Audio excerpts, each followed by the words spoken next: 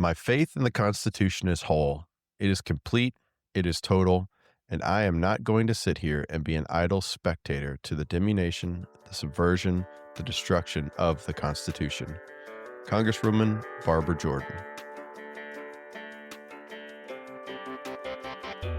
Congresswoman Jordan said those words from a House Judiciary Committee meeting in 1974 supporting the impeachment of President Richard Nixon.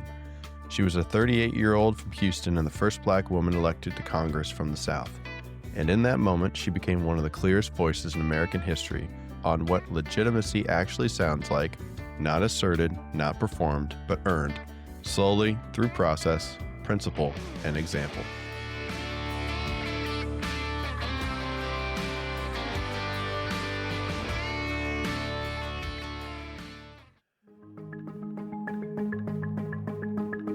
Welcome to Understandable Insights, Information to Intelligence with Sue Gordon, the national security podcast that gives you competitive advantage, an elemental understanding of the world as it is, not how you prefer it to be. I'm Eric, joined each week by the Honorable Sue Gordon, and together we'll break down the headlines shaping our world, looking for patterns and early warning signs, and asking how we should be thinking and acting as citizens and leaders across issues in intelligence, technology, and business. It's March 2nd, 2026. Happy Texas Independence Day. Let's get to it. Hey, Sue. How are you? Morning, Eric. I think it's kind of hard not to feel overwhelmed by the news. I kind of harken back to when I was the principal deputy. I'd come out of my office all convinced that I'd done a set of work that was going to last. And then I'd walk by the TV and you're like, oh my gosh, and their shoulders slump. I just think it's hard to be not overwhelmed right now. Just every minute there's something new. But I just keep coming back to, personally, I offer this to you, is I try and come back to whatever space I own, we own, and focus on that and what we're doing in the moment. And I think that's what we're trying to do with the pod. But still, I want to acknowledge that even steely-eyed professionals like you and me, hard to not be overwhelmed by the news. Also, horrific Austin nightclub shooting in the wee small hours of Sunday morning.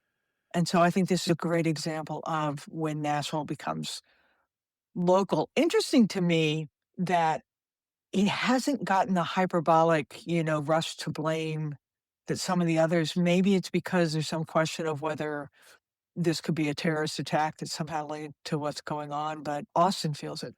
I was in the elevator of my apartment and I asked, as I always do, hey, how you doing? And he said, I'm not doing good. Every time something happens locally, we hear about it on the news, but don't be confused. It's happening locally. And then I did see the SNL opening with the women's and men's hockey teams with the line by the women's team saying, yeah, we were invited here alone, but we thought the guys should come along, which I thought was a really lovely way to just say, not that there weren't lessons to be learned from it, but that we can move on. So I thought that was actually a kind of lovely moment. All right. We got a lot today, So here's the through line for today's episode. Independence is powerful. It's emotionally resonant. It's culturally magnetic. But independence is not, in fact, insulation. Systems, whether they're nations or states or companies, and we'll get to all of them, do not fail because they assert authority. They fail when assertion outruns the capacity of those institutions, their legal durability, and shared legitimacy. So today we're looking at that tension at three levels. First, internationally in the strike in Iran and what regime change would actually cost. Technologically in the Antrhopic designation and what it means when government labels one of its own innovators a supply chain risk. And then my favorite part, and I think we'll spend the most time today, is we're going to look domestically through Texas. That is a state built on autonomy, and now it's operating at a scale and speed that stresses every system it touches: energy, border, education, water, and emergency response. And I will say Texas is not in crisis, but it is most certainly in stress, and that stress reveals whether independence has been paired with durability or just assertion. So I'm really excited about this episode. Let's hope if we can do my setup justice by the way we talk about it. Take us away, sir. All right, let's jump into it. So on February 28th, the United States and Israel launched strikes on Iran with the intent of eliminating their nuclear program, destroying their navy, and regime change. Iranian Supreme Leader Ayatollah Khamenei is dead, and Iran retaliated, firing missiles at Israel and U.S. bases at neighboring Gulf states such as Bahrain, Kuwait, Jordan, Qatar, and the UAE. Some of our friends at CFR had pointed out that, quote, bombing a regime out of extinction is rarely an effective strategy. Sue, what is your reaction to these developments in the Middle East? I don't like it. And I don't like it because there was zero real discussion with the American people. I mean, we had a State of the Union last week, less than a week ago, and there was zip mention of this in it. It was a great opportunity to lay it out. There weren't any congressional hearings or authorizations, none there. Another opportunity to have a conversation with the American people. A presidential address is another thing that is often done. But this is seriously, it's a video posted to Truth Social with no explanation, just assertion to the earlier points, and kind of sketchy shifting justification. So, there just isn't any doubt that Iran was a malign regime and there weren't threats and that nuclearization has been a concern for a long time. But it just didn't feel like we had any discussion or any preparedness. I am disquieted by it, maybe because of where I sat in my jobs and the things that I've seen and what happens when you get really excited about an action without the preparation. I wasn't in the planning session, so I have no idea how much internal planning they've done. But Right. from the outside now, I don't think we have it. So that's one. I think the second thing is we're still in the fog of war. So what we're going to say here, by the time it gets broadcast, we're going to know more. Yeah. So I just think everyone should be really mindful of the fact that not only is this a period of time where one typically doesn't know as much as they will know, but I also think that we have to call out how fraught our information environment is right now. Lots of time, the government would just tell you what to think. And then there was Walter Cronkite. And then in most recent years, anytime this happened, CNN was everywhere with cameras at places that you didn't know that they had people. Now, boy, you don't trust the government. Certainly can't trust what Iran says about it. The mainstream media is kind of non existent. Where do people go? How do you know? So not only is the time foggy, Hmm. but I don't think I've ever seen us in such a difficult information environment. You talked about regime elimination is not the same as regime replacement. Bombing can remove leadership faster than institutions can reconstitute stability. So, how's that going to happen? And again, I'm not debating whether Iran has been malign. It has. I just think there's some analytic questions like what's going to replace the regime, what's coalition is it going to stabilize it's in the aftermath. So here are the signals I'm watching in the days and weeks to come. Is it shock and awe, or is there some sort of strategic planning behind it? What kind of leadership stability is going to emerge? Is there going to be some sort of medium term continuity that we can look at? What's the regional response going to be? Is it going to be containment or escalation? What's the global reaction going to be? And what's going to happen to the oil market? What's Congress going to do? So I think there's some real questions in my mind, Eric. I love your perspective on this. My big question is this a goofed up smash and grab operation or part of a plan? And I don't think we know. Yeah, a great point on the fog of war and all the uncertainty and the information quality and just different inputs we're taking in today, right? It's not unprecedented for a president to strike inside another country without congressional approval Okay. explicitly. President Obama did it in 7 distinct countries throughout his tenure: Afghanistan, Pakistan, Yemen, Somalia, Libya, Iraq, and Syria. But in all of those, we were still under the global war on terror. A little bit different here since we've ended the global war on terror and we're not in a separate campaign yet. For me, the decision quality, it just all feels a little seat of the pants y.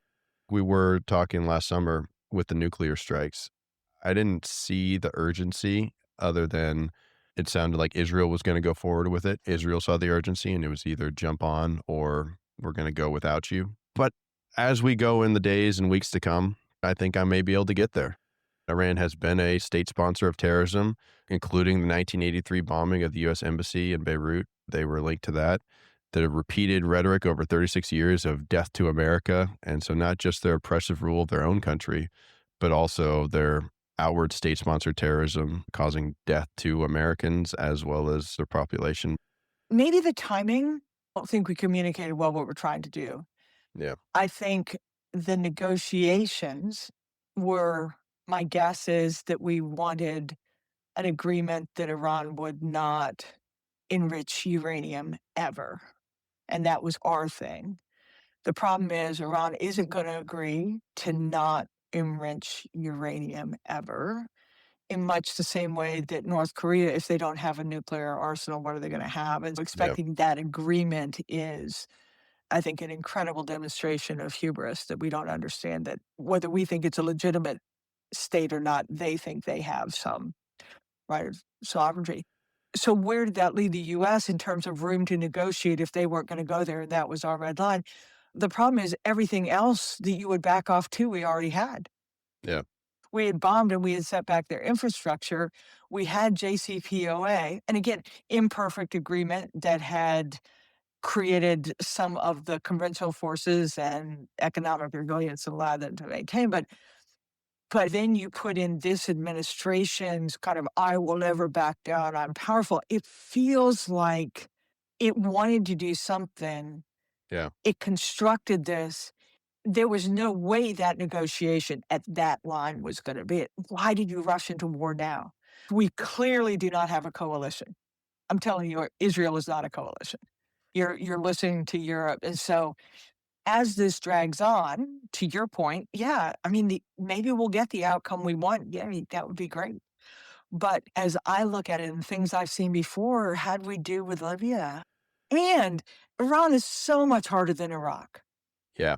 And it sure as shooting is in Venezuela. And who knows what's going on with Venezuela, because I don't think we care anymore. So that's, I think, everything you said, I agree with. I think time will tell.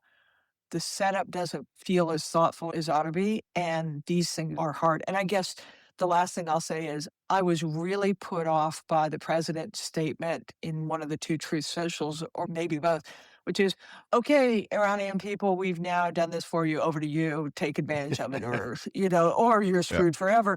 And it's just like, whoa, wait a minute. One, if they could have done it by themselves, they would have. We have now decimated the infrastructure. And I won't play this all out, but, we're a country that is not universally happy with its leadership. We are at a moment where some think that our government is acting illegitimately. I think if someone came in and tried to do something to our president, I don't think that would create stability. Do you? No, we would go out and crush them. Oh my gosh, it wouldn't be like, "Oh, yeah, we never liked that guy," because that isn't what happens at that moment when you've done it. And again, war is so imprecise. The ability of Iran to use the bombing of the girls' school, they will play this and use it internally. So I Yeah. think everything you said was right. I still come back to, I hope it works out.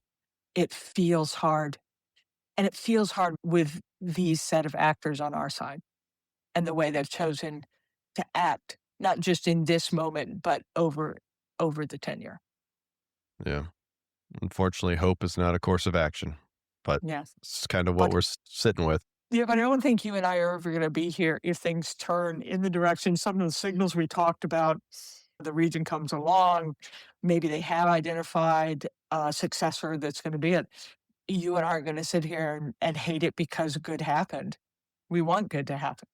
From our seats, we'll never have access to all the information that they did to Mm-mm. make the decision. Mm-mm. And the Ayatollah and over 40 other leaders from Iran have been killed reportedly, but the president was not killed. The foreign minister, there's a number of other leadership positions that I speculate that was deliberate, not that they couldn't find them. It sure seems like, again, a great demonstration of our national security institutions, whether it's the military or the intelligence community, once again performed. Again, you and I are all loath to question decisions. We might ask about decision making, we question decisions when we're not in the room, but it sure seems there was a lot of contribution from historical excellence to current delivery that have given us the best chance to achieve Yeah. good outcome. Yep. Well, all these strikes in Iran are being done without the aid of Anthropic's Claude model.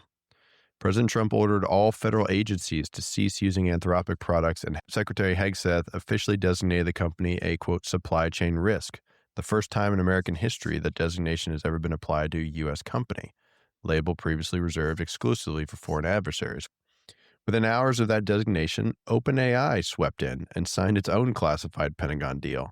But here's the critical distinction. OpenAI secured the same two red lines Anthropic fought for, no domestic mass surveillance, no autonomous weapons, and even added a third, no high-stakes automated decisions like social credit systems, and enforced them through technical architecture rather than contractual language alone, keeping its full safety stack and cleared personnel embedded in deployment.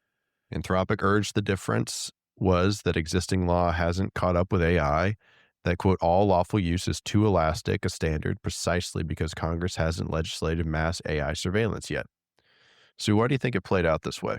I want to go back to your line that you said it was conducted without Claude. Did you just say that? Yeah, because the strike came after President Trump said no more using Claude. Do you know something I don't about how easy it is to remove something from all information technology systems? So, Yeah, totally. We'll get on that. yeah, We'll remove it soon. it's what we've been talking about almost all year is that it's a great demonstration of when technology moves faster than law, the trust becomes the battlefield. And what's the difference? Almost nothing, except I'm going to say two things. One, OpenAI signaled more willingness, right, to work with the government. I like some of the building into the architecture limits on the use. I don't know how long that holds, and I don't know how long even their assertions Yeah. hold. I think it was a clever move by OpenAI. I think it is a little disingenuous to say that a minute ago Claude was the most trusted, and within a week OpenAI is the most trusted. So it feels more like willingness to play and some recognition that the technology isn't ready to be used without constraint. So if the government accepted what OpenAI said, they'd had a chance to say, yeah, I guess there ought to be some limits on it. Let's see. So why the difference was your question? Besides kind of the tone and posture toward executive authority, I think one of the things that is characteristic of this administration and worrisome to me is that there are people we prefer and people we don't. If you're a company we prefer, you get all sorts of riches. It typically comes at some sort of cost of fealty or contribution to a ballroom or something, or giving 10% of your stock to the US government. Choosing people based on a company's willingness to cross what has been a pretty impenetrable barrier between the authority of the government and the private sector. And you're seeing pressure for the companies to move, and the ones who will move get sole source, and they're the cool kids club, and things happen. Yep. And what's interesting, Anthropic was kind of in the cool kids club, and then it took like a minute. I don't know if you had this saying in the Marines, we certainly did in the acquisition side, on the civilian side of federal government, and that is one is none. Right. So if Yeah. you're going to rely completely on one company's product or services, particularly if it has any proprietary aspects, you don't have anything in the long haul. So this, on the one hand, picking a winner allows for speed, but picking only one winner takes away a lot of the protections you have by that competition and tension. And then we're kind of coming perilously close to a difference between disagreement and disloyalty. And loyalty, while it feels American, it also has a privilege element to it. In other words, not everyone has access to it either. Just think this is not a left-right issue, in my estimation. It's a system design issue. And I think we're also moving toward it used to be you can't take my guns. Now it's like you can't take my AI. Hell yeah. And AI is becoming a sovereignty asset. But before we really totally understand what that means, and the ripple effect is going to be huge. So we're making all these absolute rules on AI long before we understand it. Yeah, we absolutely had one as none. So same thing with acquisitions. I think it comes down to relationships. Anthropic didn't present, like Tim Cook did, a golden plaque to the president. Sam Altman's been in there since day one with SoftBank and the different investments in AI. They had that relationship going. And then as soon as you start to see that pushback from Anthropic, Sam Altman has that relationship baked in. And you can almost use the NVIDIA example too. At the beginning of the administration, Jensen Huang and NVIDIA wasn't able to export anything to China. And then he went down to Yep. Mar-a-Lago and he started meeting with the president and got in their ear, got in close with the administration. And now NVIDIA's got a lot of those restrictions lifted. So time will tell. But I Yeah. will say that I love the Claude product, love the principles, and Claude also reached the #1 spot on Apple's rankings for top free US apps on Saturday, leaving ChatGPT at number Yep. 2 and Google's Gemini at number 4. I'm with you on Claude. I've been following OpenAI a lot, and one of the things that worries me about Sam Altman is my experience is he says what the person in the room with him wants to hear. And so I think that's hard. Yeah, this is just one of those great cuts both ways issues. I have complained for years about, oh my gosh, endless competition, inability to choose, pick someone to go so that we can move, right? So Yeah. this is a pick someone. And now I'm saying, yeah, but the picking has got to be based on fair and open demonstration of performance, not pedigree. So this is a hard one. But I'm just going to say that we are in a point where the AI technology still, even with this insertion of the government's opinion, is still running way faster than any constraints on it. What I do think is interesting is whether it was effective or not, civic involvement, the opinion of the employees of Anthropic did make a difference. I like when people are awake. And so it doesn't always guarantee an outcome and you're not always going to do it. So I think, look at me finding optimism in this. Yeah, I think ChatGPT is a great product. I think they'll do really well in that Yeah. domain and jump in. I don't see the difference really. That's why I allude to the relationships. I just really like the principled and persistence of Claude and Anthropic, and stick to your guns, right? Don't take mine. Interesting. Palantir is certainly one of the cool kids as I've described it. And your point about sticking to your guns, you like it. So Palantir was one of its very first investors was Incutel, right? Mhm. So that's the venture firm based then the CIA's and now broader national security needs. And as it started being developed, even with that money, there were days that the government wanted it to be more of an open stack and spread into other areas. And I remember Palantir and got beaten up for this, refused to do some of the things that the government wanted. And there was a piece of me that thought that's exactly what we had hoped for. Is I don't want a company to bend to the government so much that it doesn't believe that its product has integrity and that they can ensure it. And so in a weird sort of way, part of Palantir's success now and what it delivers now is based on the fact that it refused to do some things that the government wanted it to early. And so to your point about sticking to your guns, I think there's a lot of benefit to that. I mean, we talk all the time of you can't agree to something you can't agree to. And usually if you do that and you're good, the tension will yield something better than either side had in mind if they had just gotten Yeah. their way.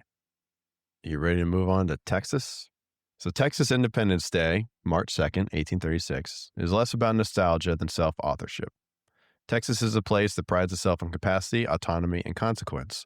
So on March 2nd, 1836, 59 delegates adopted the Texas Declaration of Independence at Washington on the Brazos. Let's take a step back real quick.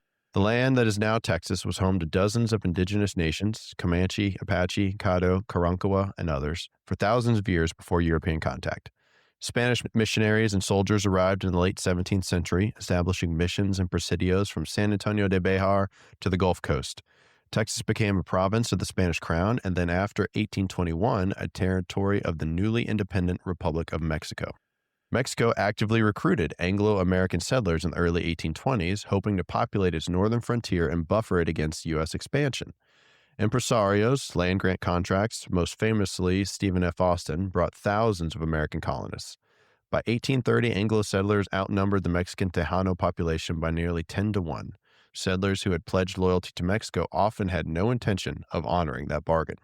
Tensions escalated throughout the mid-1830s as the Mexican government under president-turned-dictator Antonio Lopez de Santa Anna centralized authority. He dissolved state legislatures and threatened to disarm Texas colonists. The Texian response was swift and violent. The Battle of Gonzales in October of 1835, sometimes called the Lexington of the Texas Revolution, began with a cannon and a dare from the residents, "Come and take it." By February 1836, Santa Anna's army had crossed the Rio Grande with roughly 6,000 troops, and the siege of the Alamo from February 23rd to March 6th became the Revolution's defining tragedy. 189 of 200 defenders held the mission for 13 days before being overwhelmed. 6 weeks later, on April 21st, General Sam Houston's army surprised Santa Anna at the Battle of San Jacinto, defeating the Mexican forces in 18 minutes. Texas was a republic. The Republic of Texas was independent for nearly a decade, but independence was expensive. The new republic struggled with a massive national debt, raids by Comanche forces that the government could barely repel, unresolved diplomatic relations with Mexico, which never recognized Texas's independence, and a shrinking treasury. Texas lobbied for U.S. annexation, which was delayed by the politically explosive question of whether a new slave state should be admitted to the Union. By 1844, Texas was nearly bankrupt, and annexation became inevitable. Texas was admitted to the U.S. on December 29, 1844, but on unusual terms. Unlike every other state carved from federal territory, Texas retained control of its public lands. There was no federal territory. Texas brought its own land into the Union. It also retained the right to divide itself up into 5 states. Then the Mexican-American War, 1846 to 1848, followed the annexation, secured the Rio Grande as the international boundary, and extended U.S. control to California. Texas gained its modern boundaries. In a decade and a half, Texas grew rapidly, population doubling, with cotton economy expanding, slavery deepening. In 1845, Texas became the 28th state, only to succeed in February 1861 as the 7th state to join the Confederacy. General Sam Houston, hero of the Texas Revolution, opposed secession and subsequently removed from office on March 15, 1861, for refusing to take an oath of allegiance to the Confederacy. Then, post-Civil War Texas cattle drives of the 1860s and 1870s made Texas synonymous with the mythic American West. On January 10, 1901, the Spindletop Gusher near Beaumont blew with such force that it created a new American century, the Texas oil boom. The last 50 years transformed Texas into one of the most consequential economic entities. No state income tax, a business regulatory environment, a massive consumer market, and abundant land made Texas the destination of choice for corporate relocations. From Toyota and Samsung to Tesla and Hewlett-Packard. From 2010 to 2020, Texas added more residents than any other state, nearly 4 million people. And by 2026, the population approaches 32 million. Since 2020 alone, Texas has added some 2.6 million residents, the most of any other state, with more than 2/3 of that growth coming from people moving from elsewhere in the country. Texas became a political laboratory. Deregulation of the electricity market in the 1990s created ERCOT, an isolated grid built for efficiency and independence from federal oversight. Border enforcement became a proving ground for state-federal authority tensions. Legislative restrictions on DEI and higher education put Texas at the leading edge of a national conservative policy movement. Explosive growth in Austin, Dallas, and Houston is straining housing, water, and transportation infrastructure designed for a smaller state. So, Sue, are you now ready for your Texas history tests? Because actually, Texas history, if you didn't know, is a subject taught in both 4th and 7th grades here in Texas. I'm certainly more prepared than I was 5 minutes ago. And I confess I love hearing you talk about Texas. As you were talking, I was thinking, wasn't our first episode you talking about Kerrville and Yeah. your family's trips to the Guadalupe? So I think it is, one, because of your expertise, two, just because of what it represents. It's a perfect microcosm for us to look at not only how things change over time, but the forces acting today on a microcosm of kind of a national. So I love this. So I'm going to synopsize. I think what you said is that Texas was built on autonomy, but it survived by building institutions, evolving over time based on what was dependent on them. Certainly, Texas then and now still asserts its autonomy.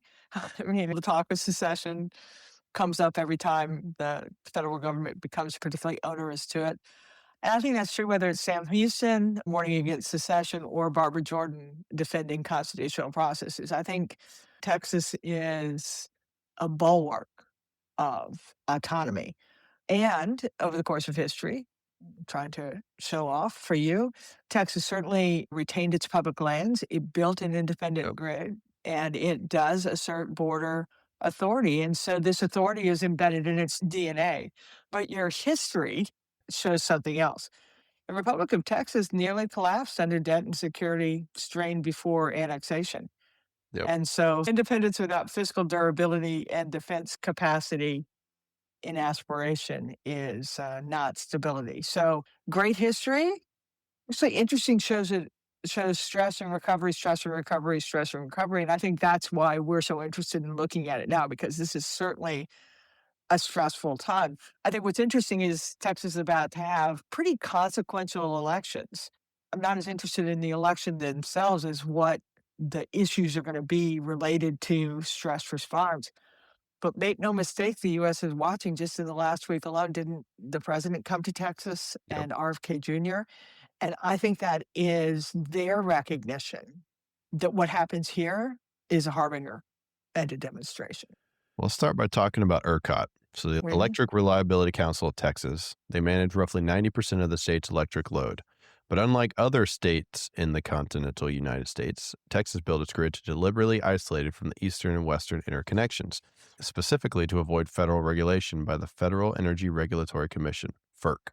Texas' independent power grid reflects institutional autonomy optimized for speed, efficiency, and freedom from federal oversight.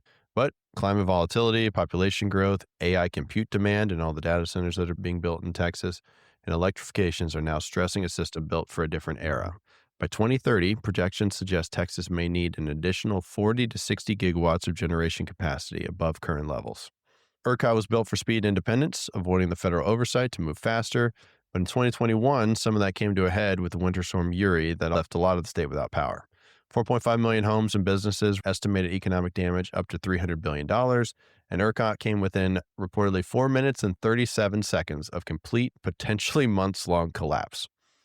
This wasn't unexpected in some circles. In 1989 and 2011, FERC and then also the North American Electrical Reliability Corp, NERC, recommended winterization, but likelihood being low, albeit severity high, resulted in lack of increased infrastructure. This is a pattern of institutional drift. Warnings issued, actions deferred, costs externalized until the deferred cost becomes catastrophic. I feel like we've seen this elsewhere too. Yeah. One of my favorite jobs at the CIA was the director of support. And at the CIA, the director of support is basically about half the size of the agency writ large, and it's responsible for all food, shelter, clothing. All right. So finance, logistics, facilities, security, HR, IT, everything done locally and everything done overseas. When I came into that position, we had a power event and a weather event that did to us almost what happened to Texas in 2021. And when we looked into it, what it had been, and under budget strain, we had just decided that everything was pretty much working so we could put off Yeah. and put off and put off. It wasn't that we didn't know. It's just we allowed ourselves to be lulled into complacency thinking that it would hold for one more year. And there were a lot of things that we then did about that in terms of changing how we funded it so that you could not bury where the real costs were in other budget line items and you had to be self-sustaining for support. And so a Yeah. lot of really interesting things about there are things you can do to ensure that the money is available for the investment. That still isn't the same as doing the investment itself, but this is a real problem. And you say we've seen it anywhere else. Every element of our critical infrastructure, our electric grid, the reason why cyber people like me are so paranoid is because just the state of repair and how little it would take to cause a disruption that creates an effect that is physical from which we are not prepared to recover. When we saw the lack of resilience in our healthcare system during the pandemic, when all of a sudden the strain moves local and there just is no way to take, I don't care how much you have at the federal level, if you haven't translated, it's true. So this is just a real issue. I first became really aware of the electric grid problem through cyber, but the truth is electromagnetic pulse attacks are not going to be the threat. It's just a weather event that's going to take out the same thing the same way. Or we're going to worry about it, so we shut it down so it doesn't happen. So this is one of the most profound things I think we're facing in America right now is just the resilience. And the fact that the best effect is created locally but localities are not all equal in terms of the focus and the funding and the energy and the investment it takes to do it. And this moment of criticality is also being affected by a federal government that's walking away from its coordinating effects and its investments. So this is profound, and whether it could be exploited by adversaries who wanted to create strategic effect Hmm. through our critical infrastructure, or simply the natural degradation and insufficiency that comes when you don't attend to it in a meaningful way. I felt it at the CIA, and I think taking it out of energy and just looking at just our health infrastructure is just another example of lack of investment. And so, again, when you come into elections, especially state and local, how are you accounting for it? Oh, and Kerrville was a great example. Money had been appropriated but not authorized, right? So the issue had been recognized, but the action had just not been taken. This isn't a moment where we can turn the crank anymore. We need to have some creative thinking. You've got to be deliberate in setting these priorities too. And I think that's part of the reason we want to highlight it is even though the lights are still on and the roads we're driving on still work, even if they're in some sort of disrepair, we have to have these conversations because that's the only way you're going to get that demand signal to get these things approved because we are every day operating at increased risk. It's little, it's incremental every day, but we're getting there. And some communities are doing a great job investing in this stuff, right? It's just putting it on everybody's radar and everybody taking it as seriously as we should be because it's not as sexy and not as fun to talk about. I It's very will important. say, Eric, for all the cool jobs I did at the CIA, I loved being director of support. It was complex without being intractable, and man, you can make a difference. So don't shortchange the foundation and the processes that make it work because one, if you're looking for a great leadership opportunity, Aunt Sue tells you it's really fun. But two, whether it's intentional mischief by adversaries or competitors or just the turn of the earth, these things really do affect us, and we are not as prepared as we might be. One of the other unique aspects of Texas is just geography and the large border shared with Mexico. Texas border actions illustrate speed substituting for legitimacy. Governor Greg Abbott's Operation Lone Star launched in March 2021 and committed state resources on a scale never before seen to what had historically been a federal function on immigration and border protection. The result is a textbook case of how speed can create the appearance of action while exposing the limits of actual authority. So, Operation Lone Star at its peak cost roughly $2 billion a year. Over the course of the program, over 119,000 migrants were bused to sanctuary cities across the U.S. as of 2024. And then cost to taxpayers for the migrant busing program alone ran upwards of $124 million. So border management requires federal jurisdiction, right? Immigration law is federal, diplomatic relationships, processing capacity, and legal authority. And Texas claimed the authority to manage immigration because the federal government was seen as failing and not doing its responsibility. So is it the state's job to fill in where federal government doesn't perform? A couple weeks ago, we talked about the responsibilities not expressly given to the federal government fall down to the state from the Constitution. What a great question. So, a great demonstration that authority without jurisdiction creates motion. And in modern times, motion, action, statements get a lot of attention and garner a lot of support, but they do not necessarily create resolution. So, your big question, I think everyone who purports to represent a community of people has responsibility for serving them. So, do I believe that Texas was motivated to do things for its citizenry, even in the absence of federal action? Yes. Should part of that have been making sure that it follows through and go up and lobby and represent themselves to the federal authorities so that they do demand that support so it can be effectively achieved? So I don't mind that Governor Abbott decided that he felt he needed to do something. I'm not a particular fan of this show of bravado, but I don't mind that Texas is being true to its roots and its leadership is being responsible to its citizenry. But again, persistent outcome that all matters. From a more global perspective, I wonder whether, and I worry about this a lot, did Texas get more support because it's a red state or because it's aligned with a view of what the federal government has? And it just goes back to, again, It's not just what the federal government is responsible for, how it coordinates with states, what state and locals do to fulfill their responsibility and serve their needs. But is there a consistency across all of it that is not based on preference or privilege? I think it was a show. I don't think we've accounted for the money that it takes in order to get the judicial throughput, how to build the systems around it in order to be able to take on that authority and ensure that you're gonna achieve the long-lasting effect. But I also worry that we just have this weird intersection of whether the approach that's being taken by a state is in favor or not in favor, and then that yields decisions about the federal support it gets based on those 2. I think this is a really hard moment. So it's not just the overarching point you make about, yeah, the action's fun, it's the outcome that matters, and the investment usually is what determines whether you get persistent good outcome.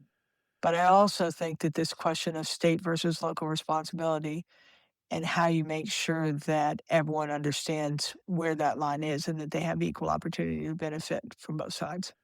I think the previous administration was not supportive of the border, and I think we've now seen in Absolutely hindsight not. the right. And I think this operation, albeit a lot of performative action of sending busloads of people elsewhere in the country and using, I didn't really appreciate using them as political pawns. These people, granted, they broke the law, they came here illegally, but now we're just dropping them off in another part of our country to fend for themselves and make a political statement. Didn't particularly like my tax dollars being used for that or the kind of ethical considerations being used there. But it did send a demand signal to the federal government and nationally that President Trump and a lot of the folks who Mhm. won in the last election was a major part of their platform was immigration reform. And they did a great job closing the border and making it safer here. And it wasn't just people coming from Latin American countries, right? It's a lot of people Yeah. coming from China and Syria and Afghanistan and other countries around the world and now have freedom of movement within the United States. Yeah, I need to go back for a second and just say, I love your point about the performative aspect is kind of little. Yeah, On the other hand, we've actually spent a year saying that Governor Newsom's actions, while not necessarily the ones we might prefer on gerrymandering, actually had an effect of kind of cooling that space. And the public demonstrations in Minnesota, while not fixing everything, actually have created some effect. So, totally agree with your point that you don't always have to agree with it. This notion of resistance or revealing what is inoperable, I think is something that has a role. The second thing is totally agree on the border. My only problem is that, yes, this is one of the things that swept this administration into office. Yes, the borders were a mess, and the borders are now, if they're, I don't know that they're no mess, but they are far less of for everything you said. But we have substituted political muscling of a little bit like the companies of you're either my friend or you're not. And on one level, so fundamentally disagree with the notion of a red or blue state. A red or blue state is just an artifact of how the people there voted. right. So to then have the federal government deciding that they want it or don't, and they're gonna put pressure on it to take something away in order to get the people to vote in a particular way, I'm not really a fan. So let's move on to education and talent, the long game under pressure. In September 2025, Huston-Tillotson University in East Austin, founded in 1875, Austin's first institution of higher education, actually, and its only HBCU, received a $150 million gift from the Moody Foundation of Galveston. It is the largest single donation ever made to an HBCU in American history. Texas is simultaneously investing heavily in workforce development for trades and infrastructure, something we've called for a lot on this program. Texas voters approved an $850 million constitutional endowment for Texas State Technical College, which operates under a performance-based funding model. The state only pays if graduates get the job in that field within 6 months. And also the Texas Workforce Commission's Job Equipment and Training Grants funded 16 community colleges in 2025 to train students in automotive, truck driving, HVAC, and aircraft mechanics. But in 2023, Texas passed Senate Bill 17, which banned DEI offices, programs, hiring criteria, and trainings at all public universities in the state. Texas and Florida led that national wave, where more than 20 states now have passed similar restrictions. In the 2025 legislative session, Texas began expanding those restrictions with SB 37, moving from banning DEI offices into restricting classroom content itself, limiting what courses can cover systemic racism, implicit bias, gender identity, and decolonization. What does it mean that the most significant investment in Black higher education in American history is happening in a state that simultaneously restricts DEI at public institutions? Is private philanthropy filling a gap that policies created? And what does that substitution mean for durability, Sue? Yeah. So on the one hand, I'm smiling because it's the story that you started with Texas history is this is Texas, independence rules, even when it's discordant. I don't think the effects of the restrictions to DEI has really caught up to people's interests in it. So, I mean, just on the narrowness of your question, I think it's actually a really interesting intersection of two things. One is Texas is just boldly who it wants to be, including who Texans want to invest in. And then the second is legislation moves slow. But let's talk on education for a minute, just because I think there are a lot of really cool things about Texas. On the one hand, though, your question about a private investment, what worries me about that is it's scattershot, right? You're going to get some. Is it going to be all? And again, it's money accelerates change, but public institutions determine durability. So we still have that problem. It's good. And is it going to create what we need? What's really kind of cool is that Texas is actually really investing in education. You know, it's public schools, it's high schools, good graduation rates. It has some of the most preeminent public universities in terms of research and what is being done there. Again, graduation rates are pretty good. The problem is, if you look at spending per student, it's actually kind of on the low end per state. So again, you have good bones, but not enough investment. And this is kind of a consistent thing. It's almost with the infrastructure question we had before, right? You recognize that you've invested in it, but you've just not maintained it in a way. So I think the answer is intention is good. Investment is what is going to ensure that we have what we need over time. I think this one's a little bit of a too early to tell. What do I think about the DEI piece? There's, to me, a difference between DEI programs and diversity, difference between DEI programs and inclusion, a difference between DEI programs and equity. I Yeah. don't think there's anyone in the entire universe, and no one, certainly no one in a leadership position that's ever trying to accomplish things through humans wouldn't say that diversity and equity inclusion are all super important to make sure that you have access to all the talent that's available to you and that any talent that arrives can deliver according to its potential. So I think you're increasingly seeing this. I think didn't we talk about it last episode with companies and kind of the push on the ESG? What you're seeing people is Yeah. figuring out how they advance the institutions, advance what they need to in terms of access to the talent pool that no one can afford to restrict, while still adhering to some of the policies that actually were well intended to make sure that if we invest in something, either federally or locally, that it delivers the outcome we intend, not some sort of window dressing. So I'm actually on this front. I think there will be some fits and starts in terms of figuring out how to manage it too. But again, to go with the Texas history, I think it will be independent in terms of how it pursues it. But it's a big state with a lot of people. And just like Yeah. everyone else, is it ready to live up to the stress of the moment? And I think time will tell on that. Yeah. And Austin, for the longest time, has always been a microcosm, even of that kind of Texas dichotomy, right? You had the legislature's here, the government's here, old oil money is here, but then you've also been keep Austin weird and the hippie and the live music scene, and it's always lived in harmony. And we'll see how population growth and new entrants and migratory patterns impact that in the future. It just reminds me of the private donations versus the state, and we've talked about it before. I think the government in general is over rotated on DEI in the first place, and now we're over rotating back. And great point on DEI programs are not the same as diversity. It's just not. And I hate to make everything, but this episode feels like a lot are coming together. Is private capital helps us move fast and keep up with the turn of the earth. But if you don't Yeah. have the institutions to create things that will endure, you get a lot of things, you just don't get the same outcome. repeatedly with legitimacy and the sort of things we need. And I worry that that's going to be the same as education. A lot of pressure. But there are lots of examples of public education really coming along. What Michael Crow's doing at Arizona State is really revolutionary in terms of a public land grant university, in Texas and its heritage of universities. So I think this one I feel a bit more hopeful on than others. But the problem is there are so many elements of our infrastructure that are demanding attention and more pressure on the resources, less and less that people are willing to give, more and more assault on government. So I think on the one hand, I'd like to bet on it, but boy, we're going to require some leadership and some money and some focus that has not been our want. Yeah. Well, Texas has always attracted people through a combination of land availability, economic opportunity, and low institutional friction.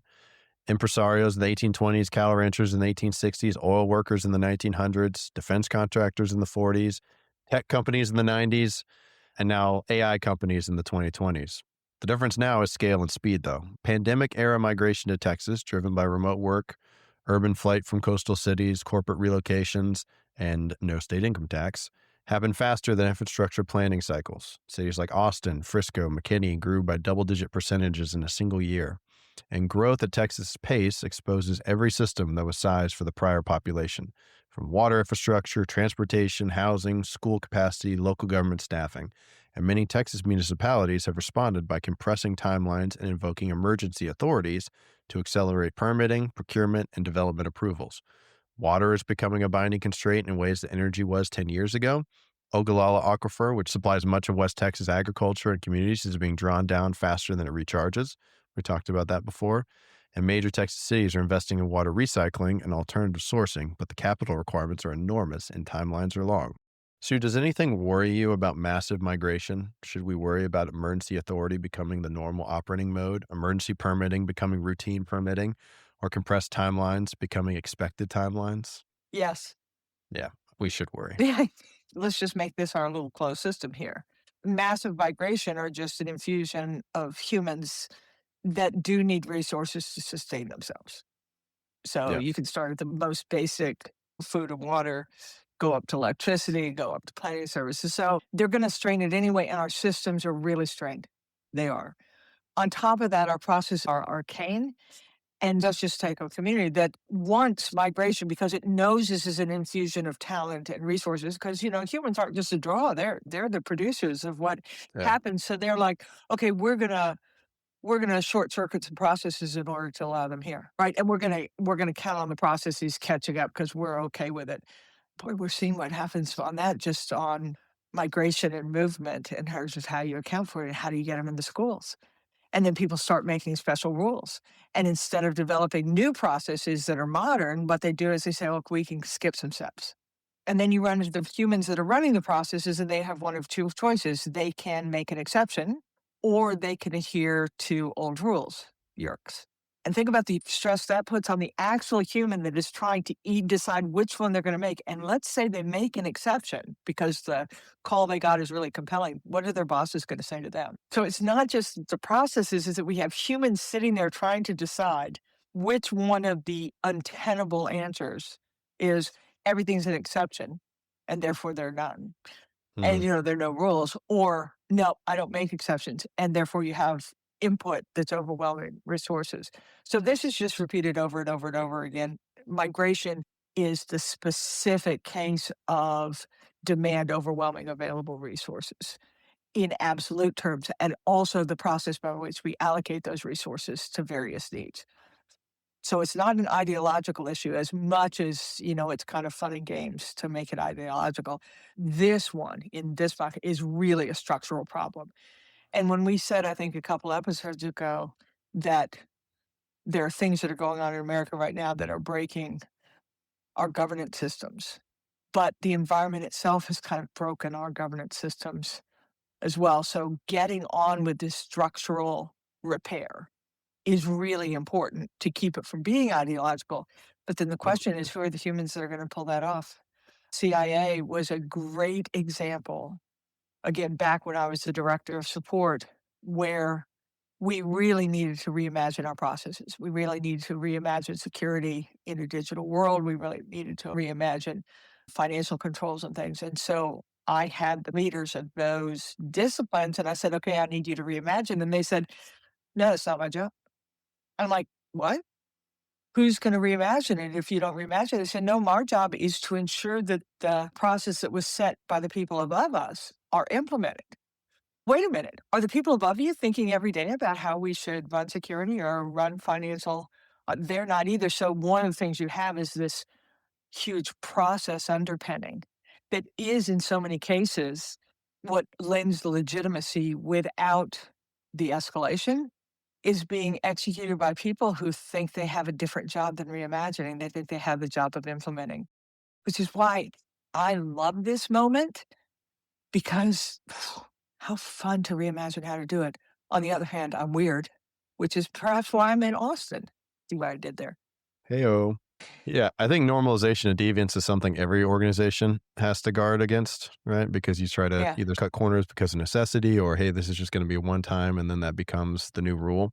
And I think that's what the American people said in so many ways over the last few elections. They said, hey, you guys, the government's not being as useful. And if you think about, because you and I were part of that process, so many of the things that we do is instead of fixing, reimagining, rebuilding, which takes a certain type of people and a certain will on the leadership side, Yeah. like I'm going to add something, an office, a bureau or something, and that's going to take money. And so I'm doing all this adding of things on something that just isn't going to work. And then you get more cost, more time for something that already was ineffective. So when you and I talk about how big a leadership moment this is, this discussion is a perfect example of what needs to be done. The number of people that can reimagine are very different from the number of people that are available to just turn a crank.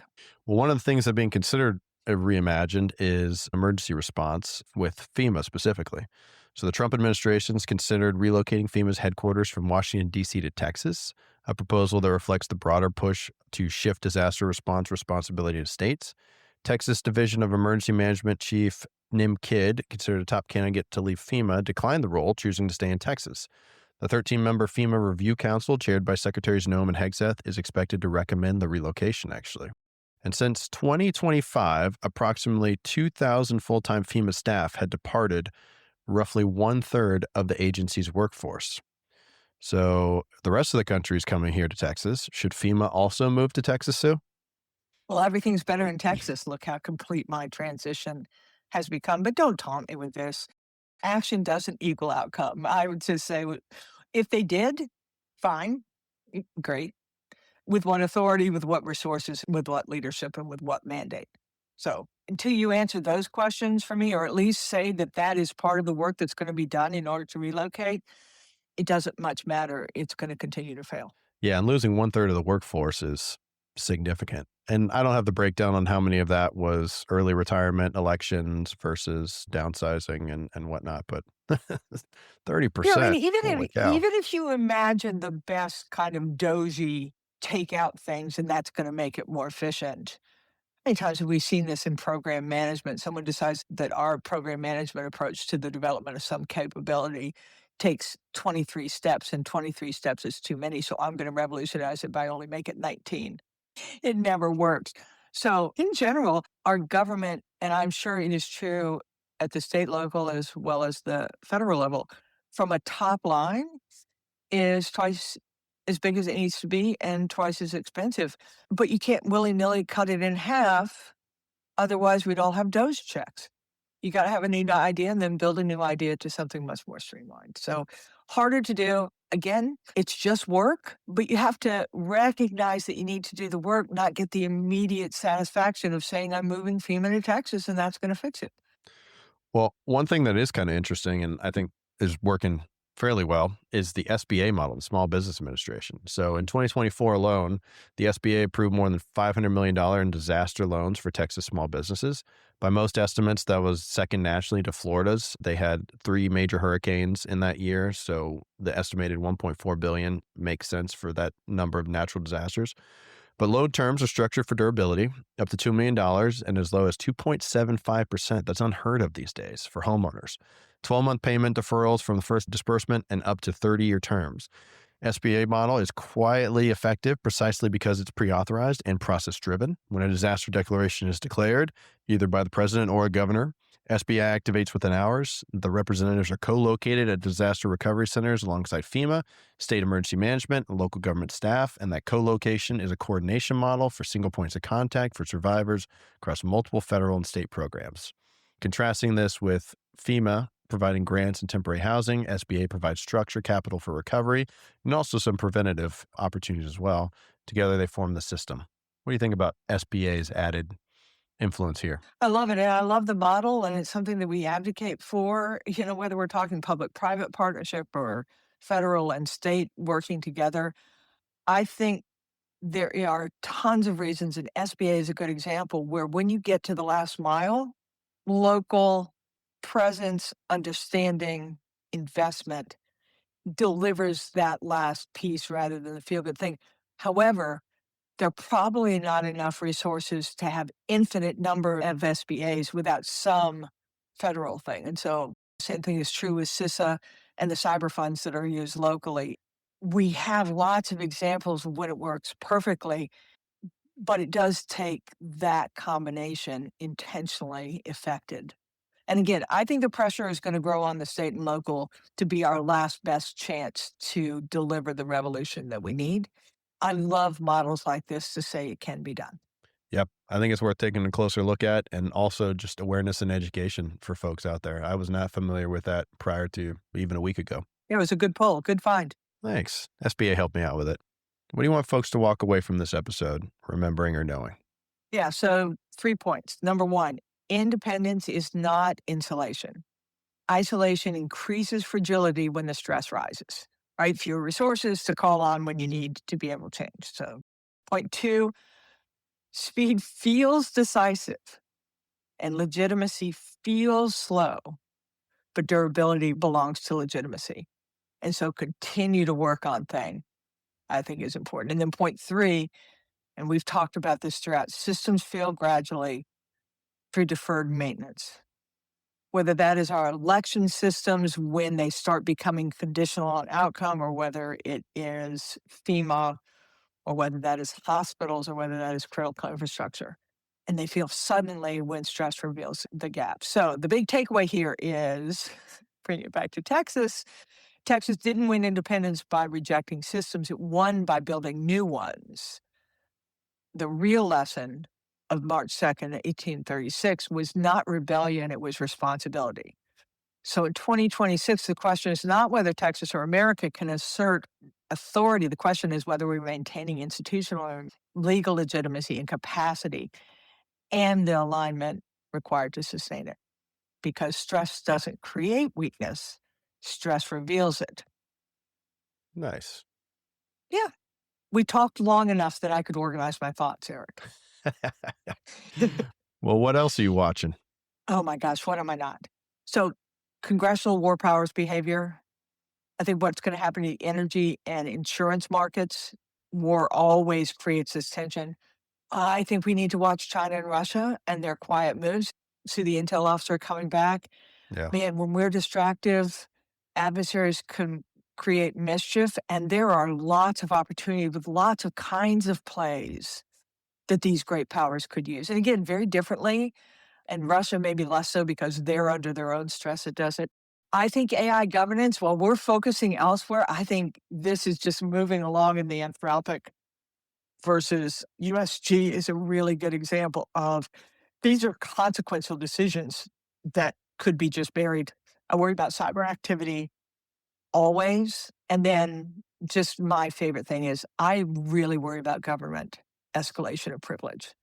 And so whether that is locally in an emergency here in Texas or whether they're elections in general. So those. Plus, I'm really watching to see whether Navy women's basketball, having won the Patriot League, can win the Patriot League tournament because that's where the automatic bid to the NCAA tournament comes. And that would put my three favorite teams in the NCAA tournament, Duke, Texas, and Navy. So Nice. also watching Yeah. that. You got to always keep my eye on the girls. Tourney time. For me, Ericsson announced it successfully completed the world's first 6G pre-standard over-the-air session, and they did so in Plano, Texas. So bring back the Texas theme. They also say that 6G will be foundational to how artificial intelligence scales across society and will be critical for national security, economic prosperity, et cetera, et cetera. I'm not smart enough yet on how it is fundamental to AI specific, but we've talked about 6G before and how important it is for us to lead in that area. So maybe we'll talk more about that next time. I love this. I'm so glad you brought it up. If you just think about it in terms of why we should care about it, 2G to 4G was about basically being able to watch your streaming videos. And if we had failed at 4G, that's what would have happened. When we moved to 5G, we allowed China to dominate that because we weren't paying attention to what we were giving away technologically. 5G was all about critical infrastructure and be able to connect disparate actions at speed. But 6G is really on the flow of information and how AI intersects with that.